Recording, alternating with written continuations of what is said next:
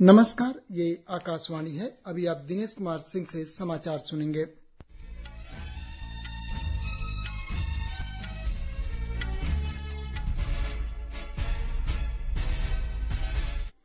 पहले मुख्य समाचार। प्रधानमंत्री नरेंद्र मोदी दक्षिण अफ्रीका और ग्रीस की यात्रा पर रवाना।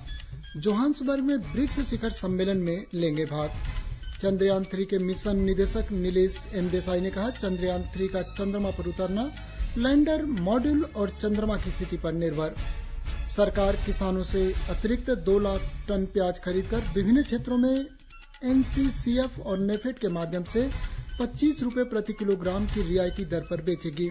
उत्तराखंड के मुख्यमंत्री पुष्कर सिंह धामी ने राज्य के कई जिलों में बारिश के लिए अलर्ट के मद्देनजर आपातकालीन तैयारी की समीक्षा की।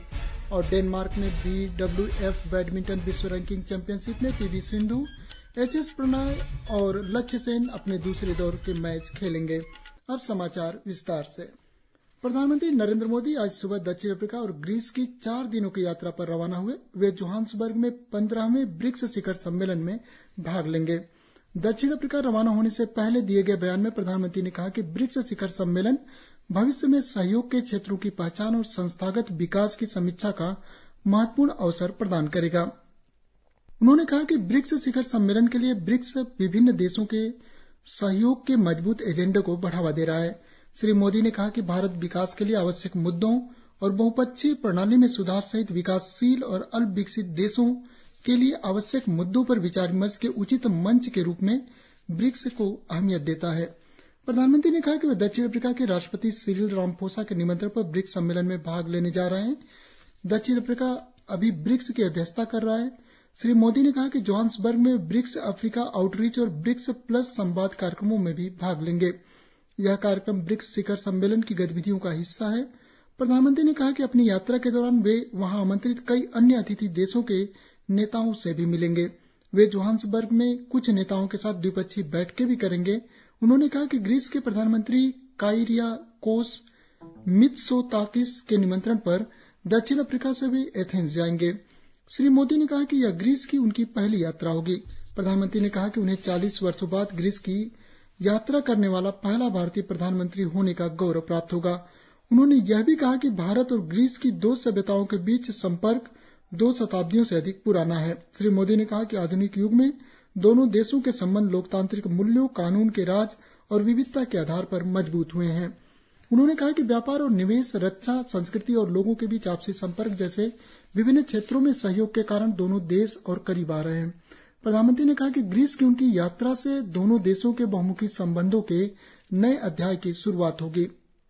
चंद्रमा की सतह पर कल चंद्रयान 3 के उतरने के संबंध में निर्णय लैंडर, मॉड्यूल और चंद्रमा की स्थिति को देख कर लिया जाएगा। अहमदाबाद में इसरो के अंतरिक्ष अनुप्रयोग केंद्र के निदेशक नीलेश एम देसाई ने यह जानकारी दी। उन्होंने आकाशवाणी समाचार से विशेष बातचीत में विश्वास व्यक्त किया कि चंद्रयान मिशन निर्धारित योजना के अनुसार चलेगा और 23 अगस्त की शाम को चंद्रयान सुरक्षित रूप से चंद्रमा की सतह पर उतरेगा। उन्होंने यह भी कहा कि यदि मौसम की स्थिति उपयुक्त नहीं रही तो चंद्रयान 3 को चंद्रमा पर उतारने की प्रक्रिया 27 अगस्त तक स्थगित की जा सकती है। केंद्रीय उपभोक्ता मामले और खाद्य तथा आपूर्ति मंत्री पीयूष गोयल ने कहा है कि सरकार प्याज उपजाने वाले किसानों के हितों की रक्षा के लिए हर आवश्यक कदम उठा रही है। उन्होंने कहा कि उपभोक्ताओं के हित में प्याज की बढ़ती कीमतों में कमी लाने के प्रयास भी किए गए हैं। श्री गोयल ने कहा कि अभी तक 3 लाख मीट्रिक टन प्याज की खरीद की गई है और इसके अतिरिक्त 2 लाख मीट्रिक टन और प्याज की खरीद की प्रक्रिया शुरू कर दी गई है।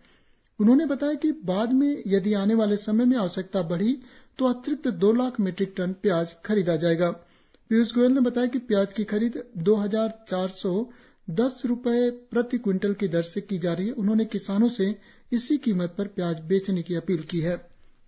श्री गोयल ने कहा कि खुदरा ग्राहकों को 25 रुपए प्रति किलोग्राम की रियायती दर से प्याज की बिक्री हो रही है।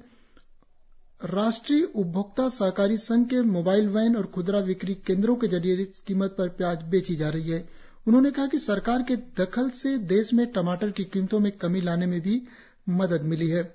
प्याज की कीमतों को स्थिर रखने के लिए केंद्र सरकार ने 2 लाख मीट्रिक टन प्याज खरीदने का निर्णय लिया है। एक ट्वीट में महाराष्ट्र के उप मुख्यमंत्री देवेंद्र फडणवीस ने कहा कि महाराष्ट्र के प्याज किसानों के लाभ के लिए नासिक और अहमदनगर में विशेष खरीदारी केंद्र स्थापित किए जा रहे हैं। श्री फडणवीस ने बताया कि 2,410 रुपये प्रति क्विंटल की दर से प्याज खरीदे जाएंगे। उन्होंने कहा कि इससे हमारे राज्य के प्याज किसानों को बड़ी राहत मिलेगी। महाराष्ट्र के कृषि मंत्री धनंजय मुंडे ने आज नई दिल्ली में केंद्रीय वाणिज्य और उद्योग तथा उपभोक्ता कार्य मंत्री पीयूष गोयल से भेंट की और प्याज के मूल्यों पर चर्चा की।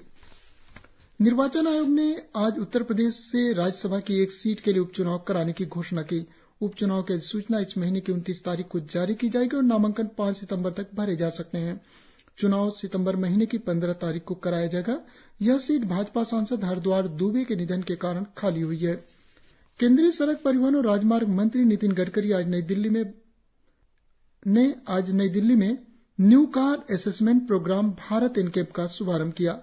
सड़क परिवहन और राजमार्ग मंत्रालय ने कहा है कि सड़क सुरक्षा में सुधार के लिए सरकार की प्रतिबद्धता की दिशा में यह एक महत्वपूर्ण कदम है। इसके अंतर्गत देश में 3.5 टन तक वजन वाले मोटर वाहनों के सुरक्षा मानक में बढ़ोतरी की गई है।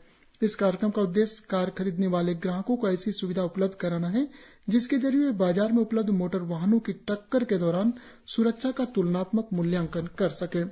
इसके अंतर्गत कार निर्माता ऑटो उद्योग मानक 197 के अनुसार स्वयं अपनी गाड़ियों के परीक्षण का प्रस्ताव देंगे। परीक्षणों में प्रदर्शन के आधार पर बच्चों और वयस्क सवारियों के लिए कार को स्टार रेटिंग दी जाएगी। इसके आधार पर भविष्य में कार की खरीदारी करने वाले ग्राहक सुरक्षा मानकों के हिसाब से विभिन्न वाहनों की तुलना कर सकेंगे और खरीदारी का निर्णय ले सकेंगे। मंत्रालय ने कहा है कि भविष्य में सुरक्षित कारों की मांग बढ़ने की उम्मीद है। इससे कार निर्माताओं को ग्राहकों की आवश्यकता की पूर्ति करने के लिए प्रोत्साहन मिलेगा। साथ ही उच्च सुरक्षा मानकों के आधार पर भारतीय कारें वैश्विक बाजारों में भी प्रतियोगिता में सक्षम होंगी। केंद्रीय आयुष मंत्री सर्बानंद सोनोवाल ने कहा है कि विश्व स्वास्थ्य संगठन WHO द्वारा आयोजित और मंत्रालय की सह मेजबानी में पारंपरिक चिकित्सा पर पहला वैश्विक शिखर सम्मेलन कई मायनों में ऐतिहासिक साबित हुआ है। आज मीडिया कर्मियों से बातचीत में श्री सोनोवाल ने कहा कि गांधीनगर में वैश्विक शिखर सम्मेलन के मुख्य नतीजे जल्द ही WHO द्वारा गुजरात घोषणा के रूप में जारी किए जाएंगे। उन्होंने कहा कि शिखर सम्मेलन में WHO ने पारंपरिक चिकित्सा पर वैश्विक सर्वेक्षण के शुरुआती निष्कर्षों को भी साझा किया है, जो दुनिया भर में पारंपरिक चिकित्सा की बढ़ती लोकप्रियता दर्शाते हैं। उन्होंने कहा कि WHO द्वारा अंतिम सर्वेक्षण इस साल नवंबर में जारी किया जाएगा। दुनिया भर में पारंपरिक चिकित्सा की बढ़ती स्वीकार्यता के बारे में बात करते हुए श्री सोनोवाल ने कहा कि पारंपरिक चिकित्सा पर नवीनतम वैश्विक सर्वेक्षण के शुरुआती निष्कर्ष बताते हैं कि WHO के 157 सदस्य राज्यों में से 97 के पास पारंपरिक चिकित्सा के संबंध में राष्ट्रीय नीतियां हैं। पारंपरिक चिकित्सा की भारतीय प्रणालियों के दायरे और कार्य के विस्तार पर मंत्रालय के प्रयासों पर श्री सोनोवाल ने कहा कि नेपाल, मलेशिया, कतर, वेनेजुएला और क्यूबा के साथ 5 द्विपक्षीय बैठकें सफल साबित हुई हैं।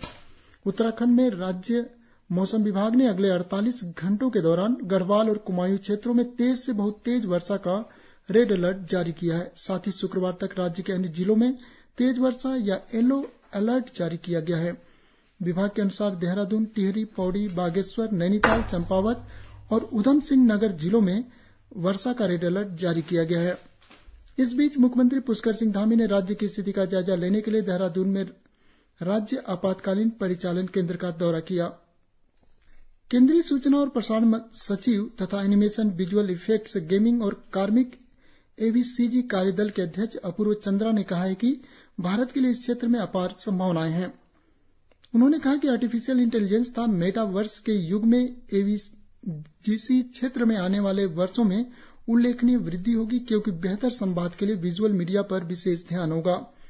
आकाशवाणी समाचार के साथ विशेष बातचीत में श्री चंद्रा ने कहा कि नई उभरती प्रौद्योगिकियों के लिए बड़े पैमाने पर सामग्री और रचनात्मकता की जरूरत होती है। भारतीय जूनियर पुरुष हॉकी टीम ने आज जर्मनी में 4 देशों के टूर्नामेंट में इंग्लैंड को 4-0 से हरा दिया। भारत की ओर से राजिंदर सिंह, आमिर अली, अमनदीप लाकड़ा और अरिजीत सिंह हुंडल ने एक-एक गोल किए। इस जीत के बाद भारत लीग चरण तालिका में शीर्ष पर है। भारतीय बैडमिंटन खिलाड़ी PV सिंधु, HS प्रणय और लक्ष्य सेन आज डेनमार्क के कोपेनहेगन में BWF बैडमिंटन वर्ल्ड चैंपियनशिप में दूसरे दौर में अपने अपने मैच खेलेंगे। PV सिंधु दूसरे दौर की स्पर्धा में नोजुमी ओकुहारा से भिड़ेंगी। पुरुषों के सिंगल्स में लक्ष्य सेन, गो जिन वेई और HS प्रणय सभी वार्डियो के आमने सामने होंगे। इसी के साथ समाचार बुलेटिन समाप्त हुए। नमस्कार।